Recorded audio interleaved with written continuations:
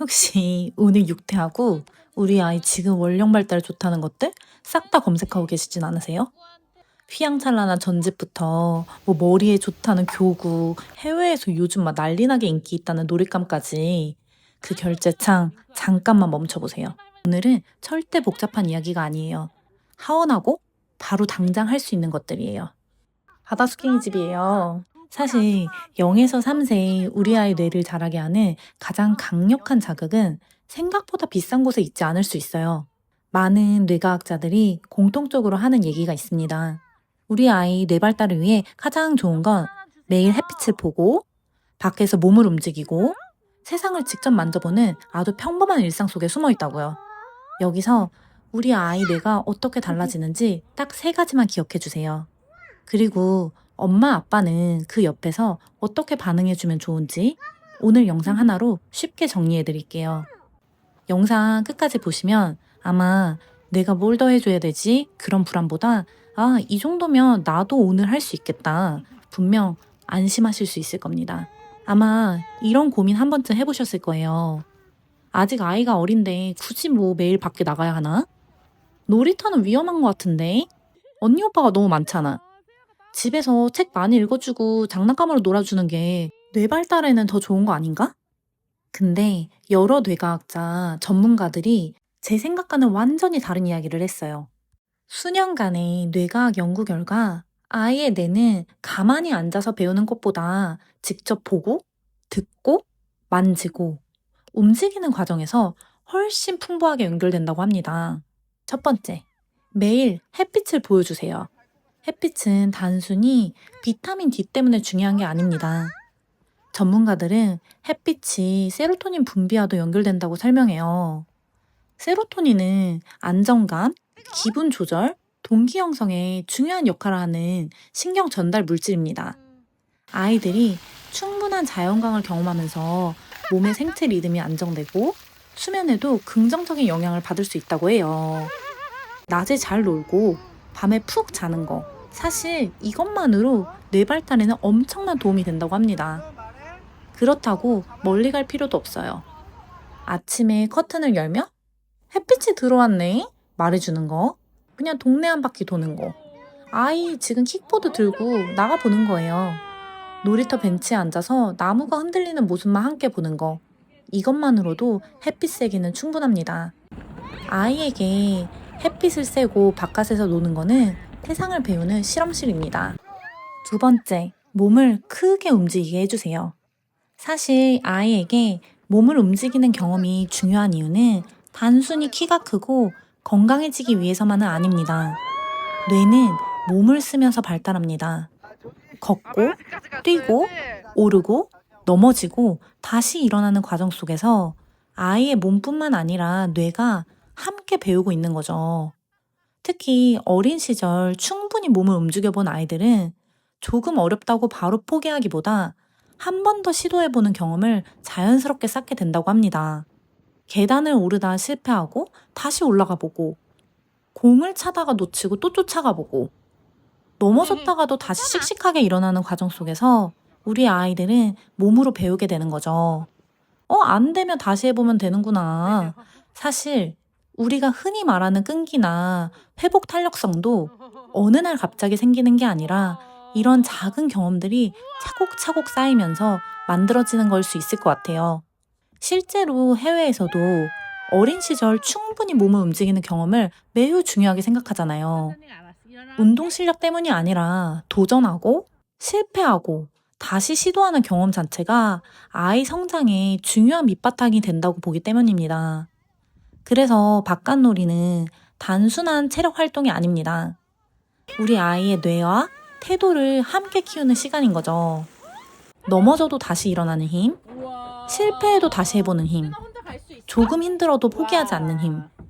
어쩌면 우리가 바깥놀이를 통해서 아이에게 선물해주고 싶은 거는 바로 이런 힘이 아닐까 싶어요. 아이와 바깥에 나가는 거를 너무너무 중요하게 생각하는 가장 큰 이유이기도 합니다. 세 번째, 아이가 먼저 발견하게 두세요.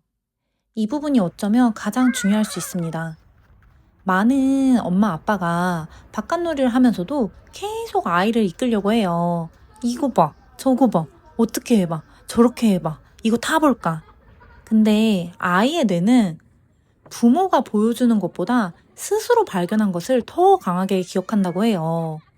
아이가 개미를 발견하면 그때 우리 개미가 놀이터에서 언니들이 알려줘서 지나가네. 꽤나 재밌었지. 꽃을 발견하면 노란 꽃이네. 그걸로는 뭘 만들 수 있어요? 빵집 앞을 지나가면 고소한 버터 냄새 난다. 이렇게 아이가 관심을 보이는 것에 말을 얹어주는 겁니다. 하버드 아동발달센터에서는 이걸 서브앤 리턴이라고 설명하더라고요. 아이가 관심이라는 공을 던지면 부모가 반응이라는 공을 다시 돌려주는 거죠. 이 과정이 반복될수록 아이 뇌의 연결망은 더욱 튼튼해집니다. 그리고 이때 중요한 건 말을 많이 하는 게 아니라 아이의 관심을 따라가는 거예요. 아이가 돌멩이를 오래 만지고 있으면 돌멩이가 차갑네? 이건 동그랗다. 이건 무겁네? 이 정도면 충분합니다. 아이는 그 순간 손으로 느끼고, 눈으로 보고, 귀로 듣고, 몸으로 기억해요. 이게 바로 0에서 3세 아이한테 가장 필요한 진짜 배움일 수 있을 것 같습니다. 근데 여기서 중요한 사실이 하나 있더라고요. 아이가 혼자 탐색하는 것처럼 보이지만 사실은 그렇지 않습니다. 서울대학교 소아정신과 김북영 교수님은 아이들이 부모와 안정적인 애착을 바탕으로 세상을 탐색한다고 설명해요. 처음에는 엄마가 보이는 곳까지만 가고, 조금 더 크면 엄마 목소리만 들어도 안심하고, 조금 더 크면 엄마가 보이지 않아도 자신 있게 세상을 탐색하게 됩니다. 아이에게 부모는 세상을 향해 나아갈 수 있게 해주는 안전기지라는 거죠. 사실 여기서 제 주변 엄마 아빠도 많이 하시는 말이 있어요. 우리 애는 밖에 나가도 계속 안아달라고 해. 엄마 껌딱지라서 뭘 보여주긴 뭘 보여줘. 근데 오히려 엄마 아빠를 안전기지로 느끼고 있다는 신호일 수 있습니다. 아이는 충분히 안전하다고 느낄 때 조금씩 더 멀리 탐색할 수 있게 되거든요. 그래서 아이가 자꾸 돌아오고 계속 엄마만 찾고 안아달라고 말한다면 조급하게 독립심을 키우려고 할 필요는 없다고 합니다. 아이에게는 언제든 돌아올 수 있는 안전한 기지가 필요한 것 뿐이라고요. 결국 우리 아이의 뇌는 엄마 아빠라는 안전 기지를 기반으로 세상을 향해 쭉쭉 뻗어나가는 거죠. 그 안전 기지가 되어주는 방법은 생각보다 거창하지 않습니다. 제가 최근에 굉장히 재밌게 읽었던 책이 있는데 엄마의 말투가 바뀌면 아이 뇌는 기적이 일어납니다 라는 책이에요. 이 책을 인상 깊게 읽었던 이유는 아이는 부모가 무엇을 가르치는 것보다 부모가 어떤 감정과 말투로 반응하는지를 먼저 받아들인다는 내용 때문이었어요. 같은 산책길이라도 빨리 가자 이렇게 말하는 것보다 재미있는 걸 발견했어? 라는 한마디가 아이의 경험을 훨씬 풍부하게 만들어줄 수 있다고 이야기합니다. 여기서 중요한 게 하나 있습니다. 사실 아이는 부모가 무슨 말을 하는지보다 어떤 목소리로 말하는지를 먼저 받아들인다고 해요. 뇌는 의미보다 감정을 먼저 처리한다는 거죠. 이 목소리가 안전한가? 위협적인가? 그걸 먼저 판단한다는 거예요. 그래서 엄마 아빠의 높은 톤, 빠른 말소리, 되게 날카로운 억양 이런 신호는 아이한테 위험으로 받아들여질 수 있다고 해요. 반대로 낮고 안정적인 톤, 부드러운 속도, 따뜻한 억양 이런 신호는 아이한테 안전으로 받아들여지는 거죠. 그래서 바깥놀이에서는 말투가 중요합니다. 만지지 마 보다 돌멩이가 궁금했구나. 들어가지 마 보다 어떻게 건너볼까? 빨리 가자 이거보다 나뭇잎은 어떤 느낌이길래 멈췄어? 같은 바깥놀이를 해도 아이의 뇌가 받는 경험은 완전히 달라질 수 있습니다. 그리고 사실 이런 얘기들을 하다 보면은 엄마 아빠가 가장 많이 걱정하는 게 있어요. 아이랑 있을 때 휴대폰 안 보는 게 제일 어려워요. 이건 저도 너무 공감해요. 저는 사실 업무적으로도 그렇고 저희 부부 둘 다 휴대폰을 계속 봐야 되는 일인데 하루 종일 안 보는 거는 현실적으로 정말 쉽지 않습니다. 그래서 저는 오히려 기준을 작게 잡는 게 중요하다고 생각해요. 산책하고 바깥놀이하는 단 15분만큼은 휴대폰을 주머니에 아예 넣어두기. 놀이터에 나갈 때는 아이 휴대폰을 갖고 나가지 않기. 아이가 개미를 보고 있으면 그때만큼은 그냥 개미만 보기. 그 짧은 시간이 아이한테는 엄마가 내가 보고 있는 걸 함께 봐줬다라는 아주 큰 경험으로 남을 수 있다고 합니다. 그리고 한 가지 제가 되게 마음에 닿았던 내용이 있는데 책에서는 아이가 부모의 말투, 환경 속에서 성장했듯이 부모의 뇌도 함께 변화한다고 합니다. 아이에게 따뜻하게 말하려고 노력하는 순간 사실 엄마 아빠 역시 자신의 감정을 조절하는 힘을 키우고 공감하는 능력을 조금씩 더 발달시켜 나간다고 해요. 아이한테 천천히 해도 괜찮아 이렇게 말하는 순간 가장 먼저 진정되는 사람은 사실 저 자신이었던 거죠.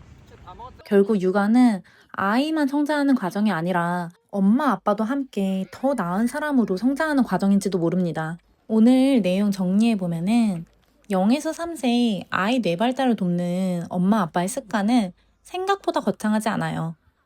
첫째, 매일 햇빛을 보여주세요. 둘째, 몸을 충분히 움직이게 해주세요. 셋째, 아이가 먼저 발견하게 두고 그 곁에서 따뜻하게 반응해주세요. 그리고 한 가지 더. 뭘 말할지보다 어떤 목소리로 말할지를 기억해주세요. 아이들은 오늘도 엄마 아빠의 말을 배우기 전에 엄마 아빠의 감정을 먼저 배우고 있습니다. 정말 평범하게 육아하는 평범한 엄마가 저희 아이 뇌발달을 위해서 고군분투하고 있는 이야기는 앞으로도 계속될 예정이거든요. 도움이 되셨다면 구독, 좋아요로 함께 해주세요. 그럼 오늘도 우리 모두의 우아한 육아를 응원합니다. 육아팀입니다.